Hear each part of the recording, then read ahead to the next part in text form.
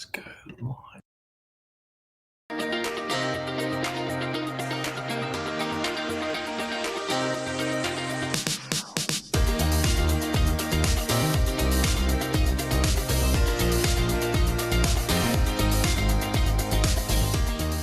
Welcome to Wealth Coffee Chats, folks, for your daily live updates. Get the most out of today's episode by participating in the chat. Make sure you ask some questions, be part of the conversation, have a bit of fun, grab a coffee or a tea, take some notes, and get ready to start your day, folks. Quick few housekeeping rules, though. No spamming, no advertising or self-promotion in the chat. That's not on.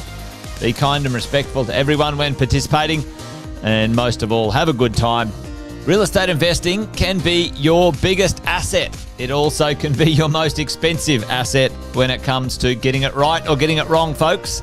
It can be time-consuming, stressful, and that's why here at Positive, we have what's called a 6-star team, a full-service team that provides integrated wealth and property investing solutions and services simply designed to help you progress towards your goal of passive income through your property portfolio, folks. Make sure you check out our other podcasts on the Positive Mentor Network. Not only is there Wealth Coffee Chats, there's the Urban Property Investor.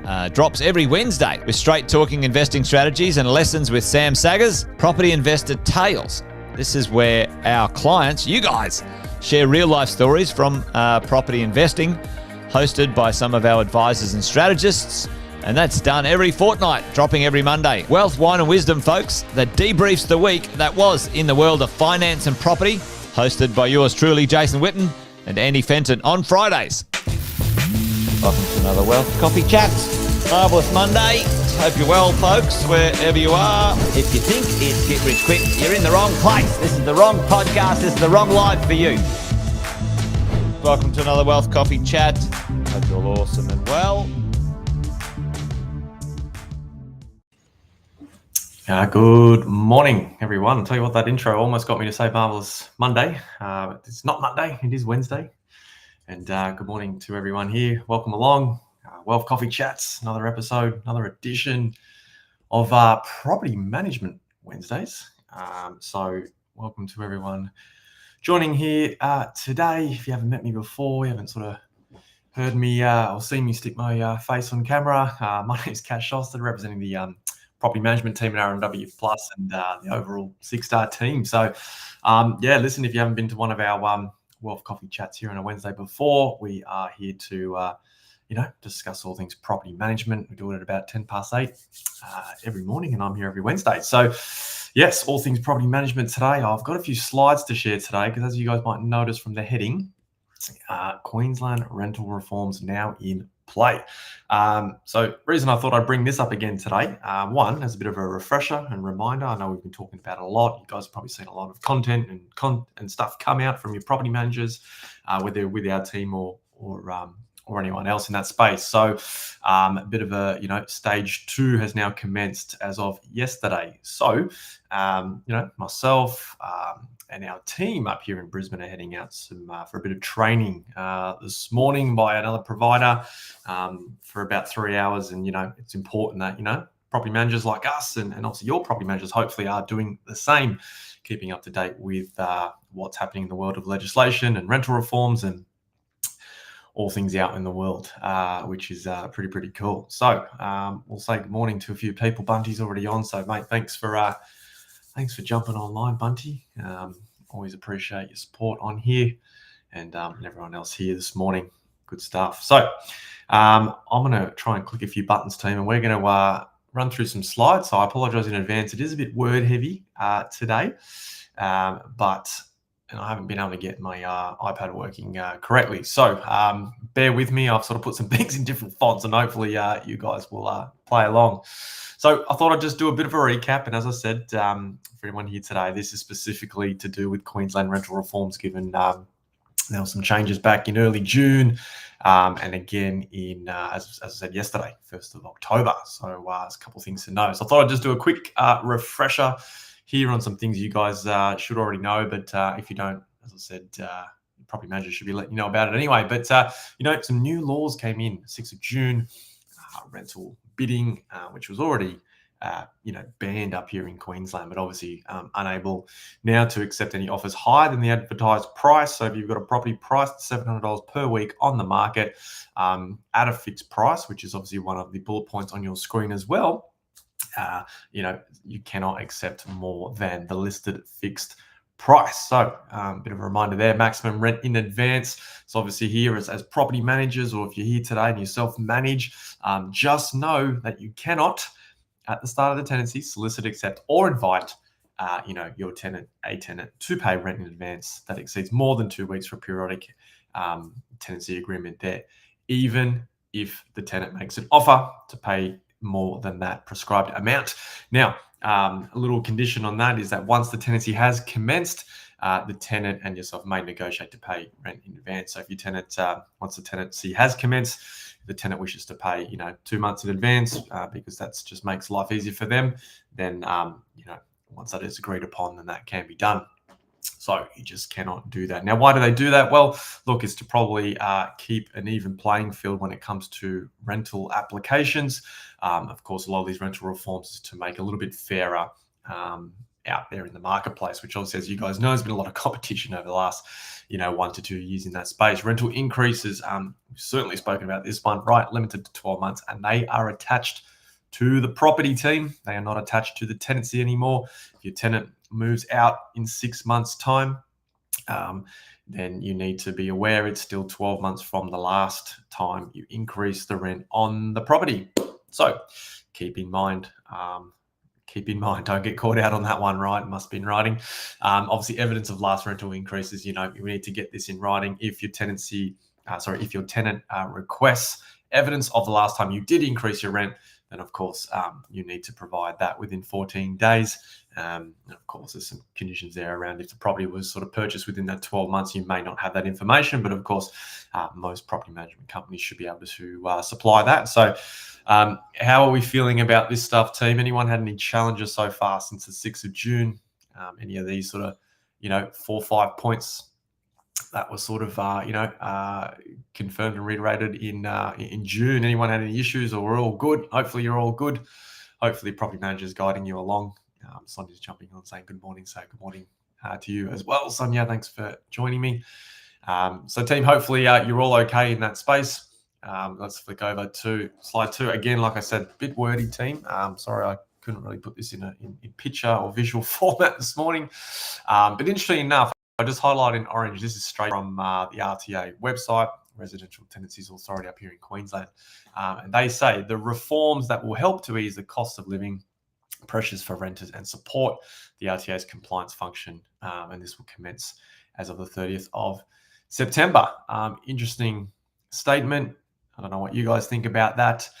Will some of these reforms necessarily ease the cost of living? I'm not too sure. Remains to be seen. That's why we're going to do some more training today, get some more information. But certainly I'm going to share something with you around reletting costs, because this is the one that it can be confusing if you haven't read it. It took me a couple of times to just, make sure I understood it correctly. But the reletting cost, team, this is now going to be calculated on the remaining time of the tenancy. So when I say reletting, we are talking about let's say a tenant signs a 12-month lease with you today, and then, potentially 6 months into that lease, they want to break their lease.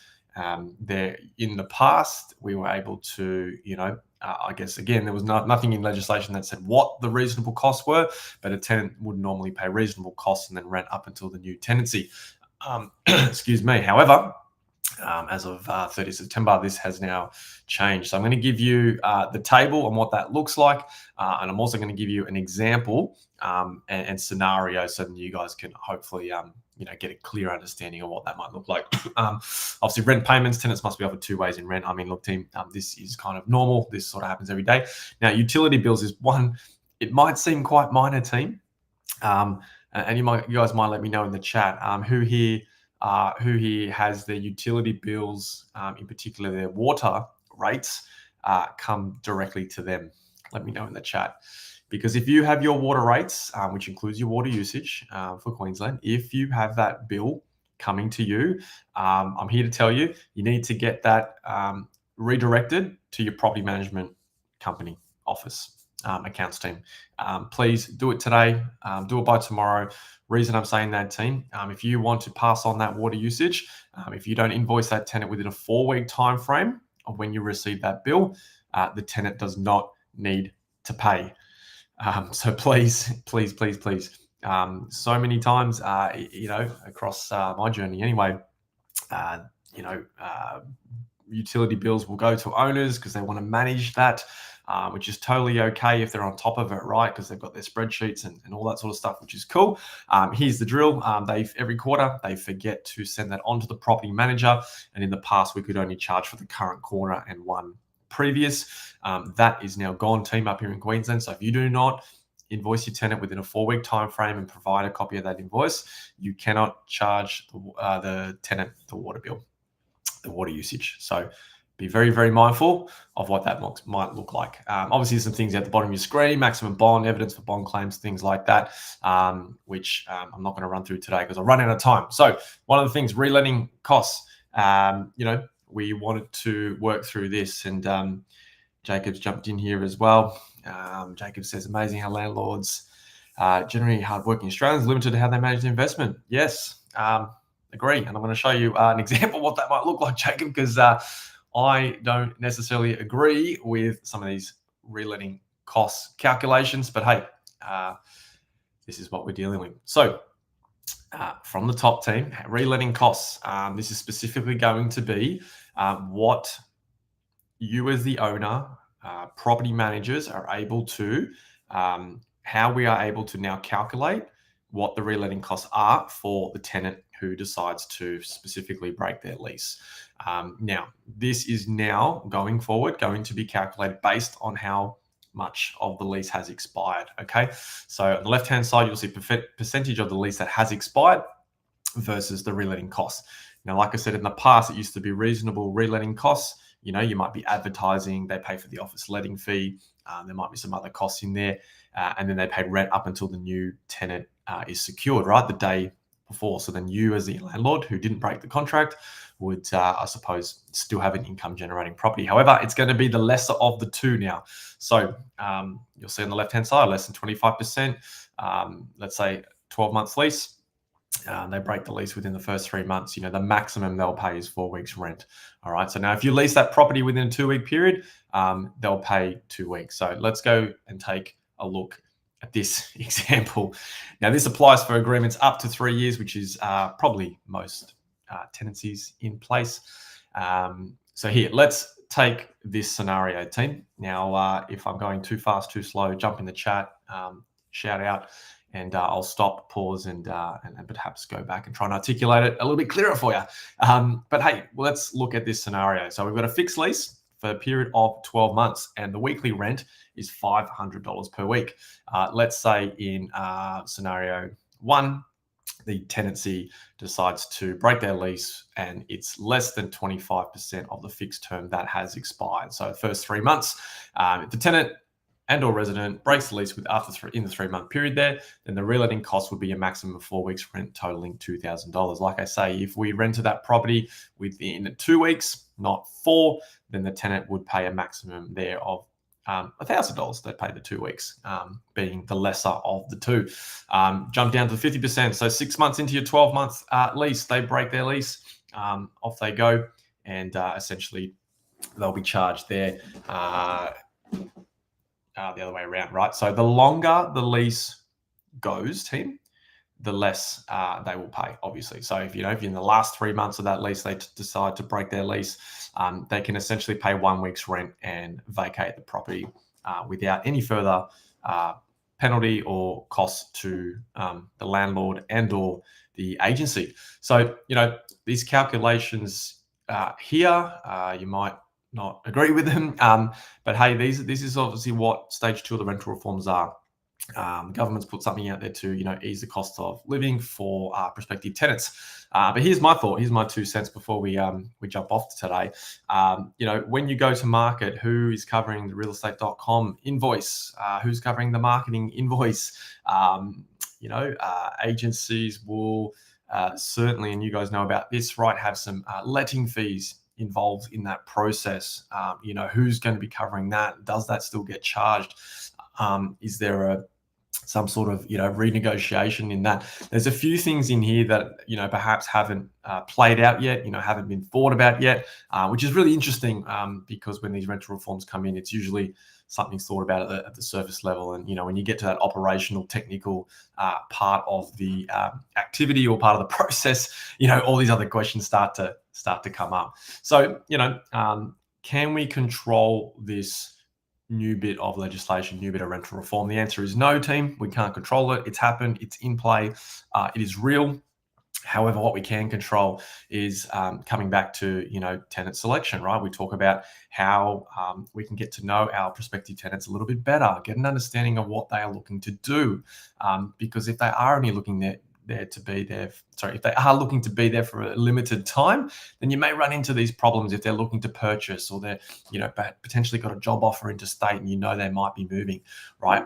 What else can we control? We can control how we market the property, certainly, right? We certainly want to limit your time on vacancy, on market, right? You need to make sure we're limiting that because that's really important, and that will help you mitigate any loss that potentially is, rolled over to you in this particular scenario. Because you can see here, if the tenant needs to pay, 7 months into the lease and they're only up for 2 weeks rent maximum in this scenario, then you're going to make sure that that property is not on the market for 4 weeks and you're missing out because they will pay the lesser of the two.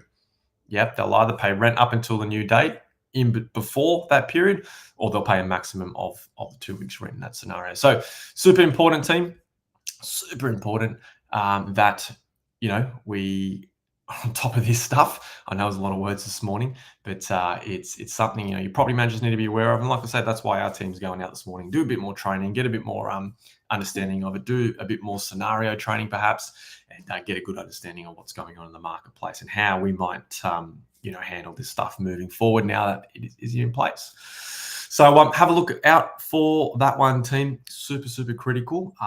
Certainly something you don't want to be reactive to. We want to certainly get ahead of this one. And your property management team, as we say here, is to keep you safe and maintain your wealth. And if you've got the right strategies and right sort of team in play, then you'll be able to sort of handle these scenarios as they come along. It's not the first time something's come across a landlord's desk where they've had to adjust and tweak things and understand something a little bit more. So we keep going, team. We keep pushing forward, and we make it happen. So, team, that's done and dusted. Wealth Coffee Chats, I knew would be rushed through, or it felt rushed through for me. I'm not sure about you guys, but a lot of words in there, team. If it is a lot of information, obviously. So as you go along, if there's any questions, my email just down the bottom there. Just hit me up. Let me know where you're at. If you've got any questions around that, if you get stuck in this situation, or this situation comes up for you over the next couple of months, your tenant breaks lease, let me know.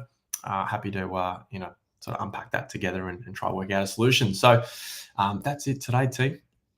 Done and dusted. You guys have a lovely Wednesday. I'm off to training. Don't forget, 8:10 tomorrow. Team will be back, 6-star team. Maybe it'll be Jason. Maybe it'll be another guest, maybe an advisor, coach. We'll see. But team, you guys have a good Wednesday. Thanks for playing along and having me again. See you soon, team. Episode of Wealth Coffee Chat, folks. Make sure you like, subscribe, and turn on your notifications so you never miss a thing when we go live. Improve your portfolio and investing game, folks, with Wealth Coffee Chats live every morning at 8:10 each weekday. Make sure you join us. Previous episodes are also available wherever you get your podcasts, folks, as well as our other podcasts from the 6-star team here at positivementor.com.au.